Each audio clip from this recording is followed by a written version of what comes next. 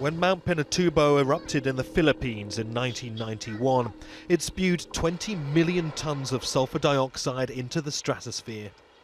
The cloud mixed with water vapour and circled the globe for 22 days.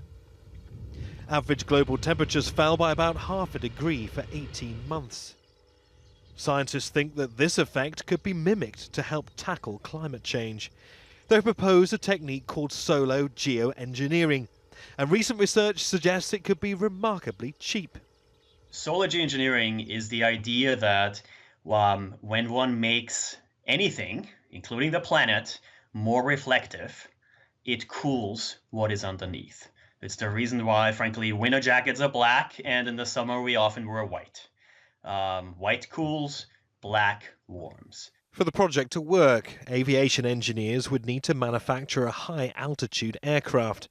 It would look something like this, with roughly double the wingspan of a passenger jet to sustain flight 20 kilometers above the Earth, and have double the thrust with 4 engines. The main body would carry large amounts of sun-blocking particles, which could be fired into the stratosphere. The gases would turn into aerosols and reflect part of the sun's heat. Scientists estimate this method could reduce temperatures by 1.5 degrees centigrade over a 15-year period. The direct engineering costs of an intervention like this would be somewhere around $2 to $3 billion per year, and that is very low. But not all are convinced. Some scientists warn it risks unintended consequences, such as droughts and damage to crops. They also argue it lets some governments off the hook.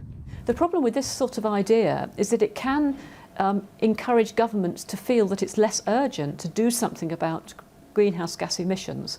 So they think that if they do solar geoengineering, they don't need to worry quite so much about stopping fossil fuel emissions. I think that's very risky. There's worldwide consensus that carbon emissions need to be cut to tackle climate change.